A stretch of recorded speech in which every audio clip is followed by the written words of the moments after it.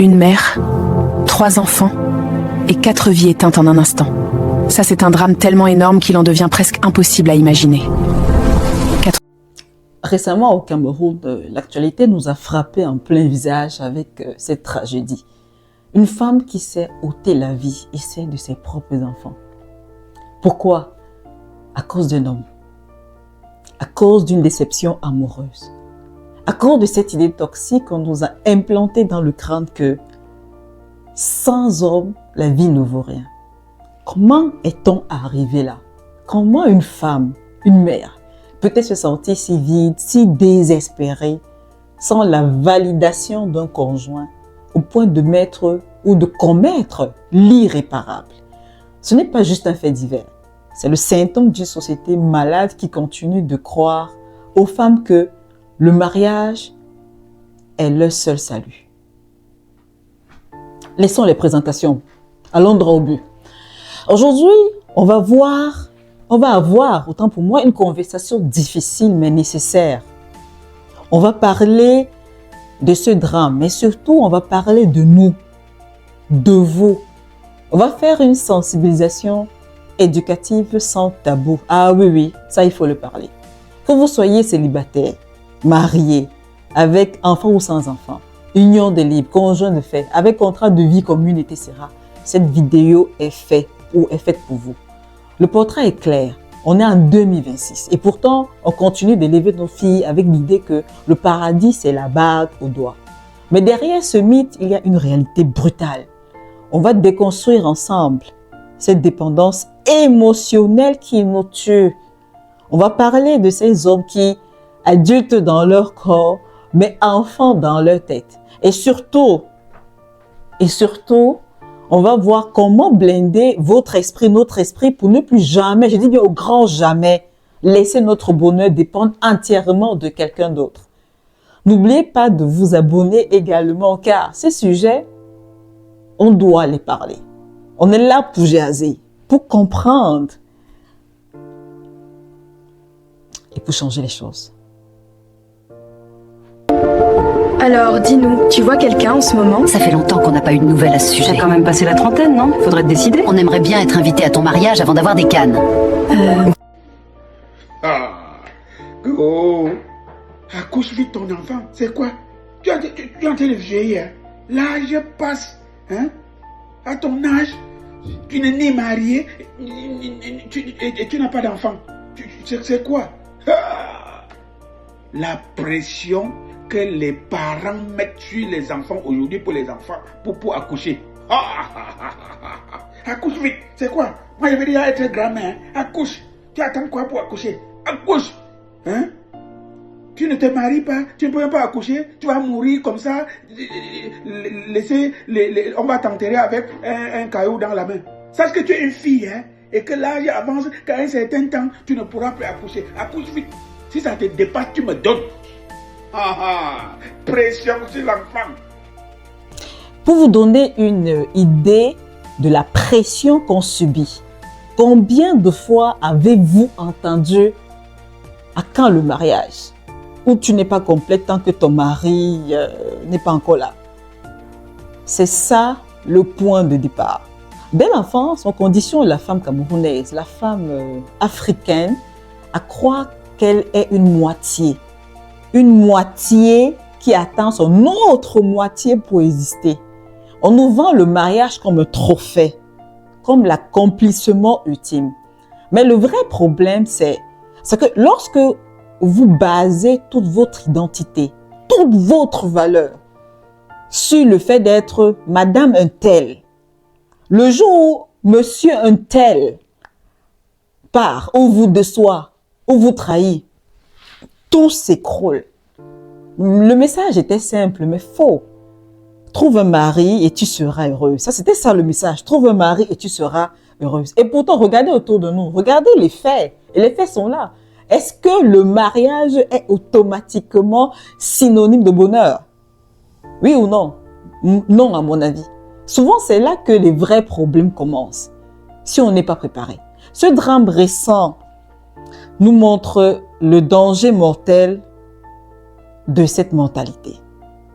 Cette dame a probablement cru que sans cet homme, son monde n'avait plus de sens. Ça, c'est une dépendance affective poussée à son sens extrême. Et oui, c'est là où nous en sommes. Ok? C'est là où nous en sommes. On a créé une génération de femmes qui ont peur de vivre pour elles-mêmes, où elles s'accrochent sur le premier venu qui a un peu pour survivre. Il faut lire, il faut écouter les histoires. Ce n'est pas juste quelques cas isolés. Il y en a comme ça des milliers, peut-être moins tragiques dans la finalité, mais tout aussi douloureux dans le quotidien. Des femmes qui s'éteignent à petit feu parce qu'elles attendent qu'un homme leur donne la permission d'être heureuses.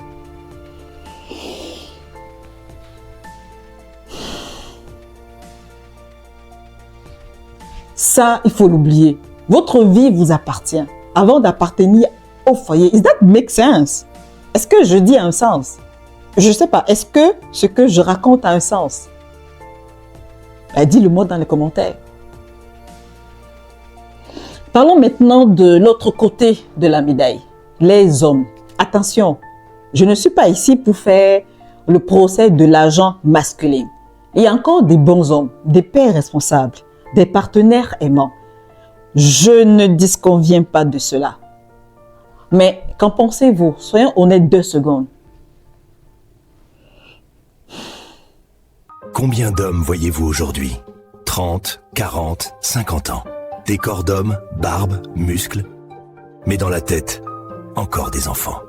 On se retrouve avec une pression insoutenable sur les femmes qui doivent non seulement être épouses, mais aussi mères de leur propre mari. On nous a vendu le rêve du prince charmant.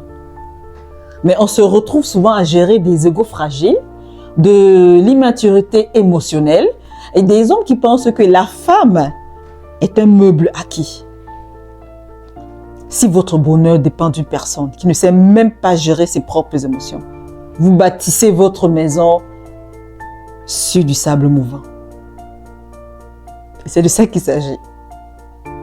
Face à l'ampleur du désastre, on doit se poser la question.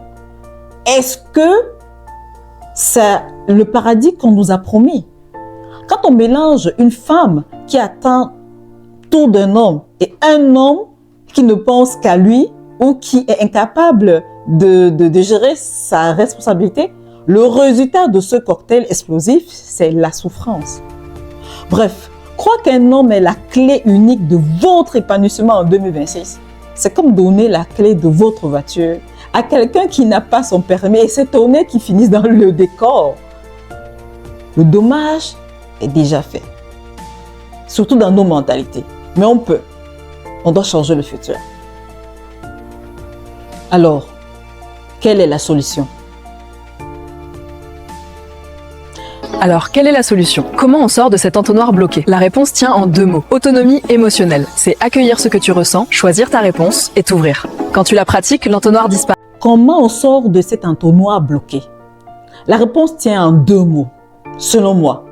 Autonomie émotionnelle. L'autonomie émotionnelle, c'est la capacité de se dire « Je suis heureuse avec toi, mais je peux aussi être heureux sans toi. » C'est de ça qu'il s'agit.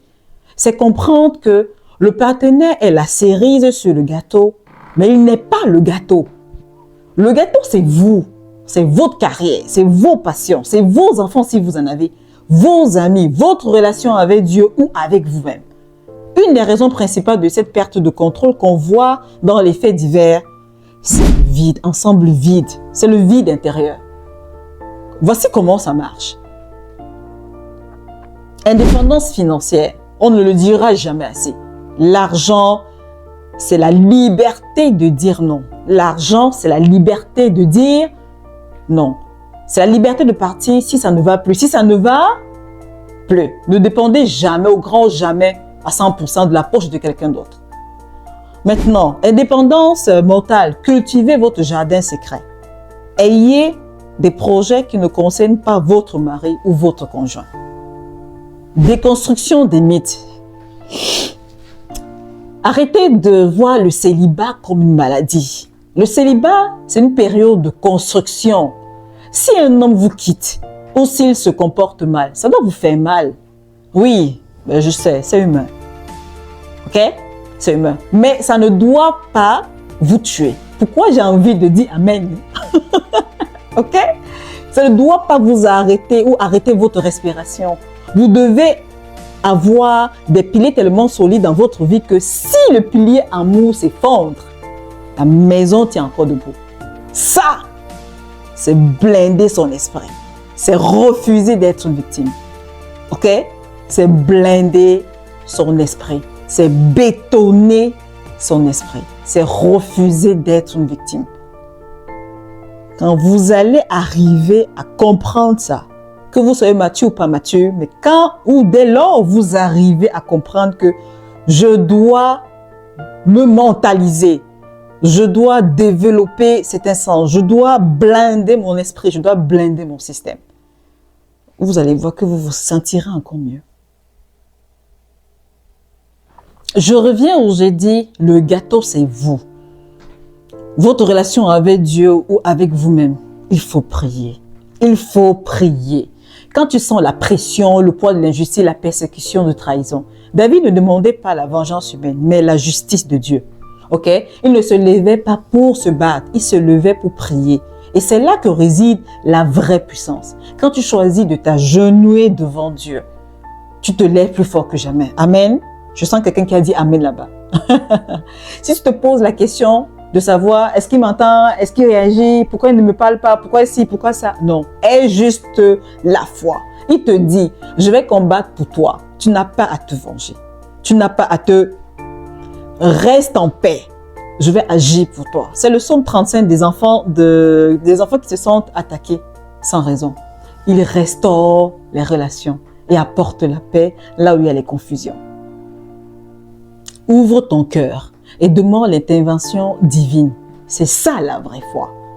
Ceux qui se confient en l'Éternel renouvellent leur force. Dépose-toi et laisse-le agir. Il est facile de laisser le quotidien nous endormir. La routine peut devenir une prison invisible. On fonctionne sans réfléchir, on avance en direction, on vit même sans vivre. Ou bien sans vivre vraiment. Dieu ne t'a pas créé pour une vie d'automatisme. Tu es un esprit vivant, connecté au ciel, capable d'entendre Dieu, de sentir sa présence, sa direction, d'accueillir sa paix et d'accomplir ses plans. Tu n'as pas besoin d'avoir tout compris. La foi ne dépend pas d'avoir toutes les réponses. Elle dépend d'avoir la bonne position, la bonne posture, celle du cœur tourné vers Dieu. Je voudrais m'adresser à vous, mesdames, maintenant, aux femmes célibataires. Ne soyez pas pressées. Ne bradez pas votre paix pour un statut social. Mieux vaut être seule et reine de son royaume que mal accompagnée et esclave dans celui d'un autre. Prenez le temps de grandir. Aux femmes mariées ou en couple, aimez votre homme, respectez-le, mais gardez votre identité. Ne vous fondez pas dans le décor au point de disparaître. Si demain il n'est plus là, qui êtes-vous? Vous devez savoir, vous devez vous poser cette réponse ou cette question ou avoir la réponse à cette question. Et au moment, nos enfants nous regardent.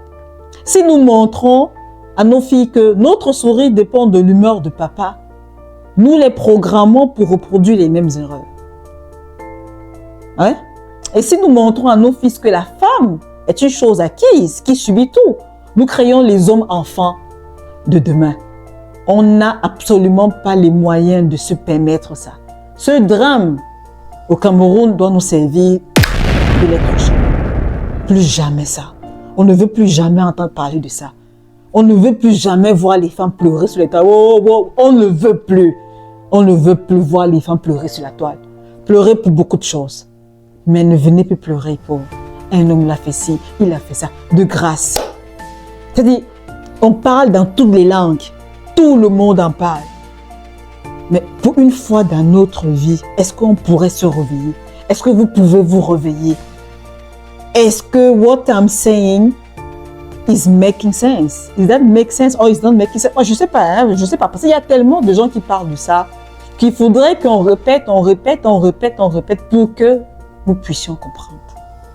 plus jamais ça. On ne veut plus jamais entendre de voix. On ne veut plus entendre parler de ça. C'est bon, c'est terminé. C'est bon. Je pense que le message est passé. Pour finir, je veux que vous reteniez ceci. Le bonheur, c'est une décision personnelle. Ce n'est pas un cadeau qu'un homme vous apporte dans une boîte. La vie est précieuse. Vos enfants ont besoin d'une mère forte, pas d'une mère qui s'efface. Vous avez de la valeur seul ou accompagné. Consciente qu'il est difficile de changer des siècles de tradition, je sais que ce message peut choquer certains. Mais pour moi, il est vital que nous nous réveillons. Partagez votre opinion dans les commentaires. Votre choix est super important dans ce débat. Est-ce que vous ressentez la pression, cette pression tous les jours au quotidien? Comment vous construisez votre bonheur au quotidien? Parlons-en dans les commentaires, il n'y a pas de tabou. C'était Rina de IMI Conseil. On se retrouve très vite pour une prochaine vidéo. Prenez soin de vous et surtout, blindez votre cœur.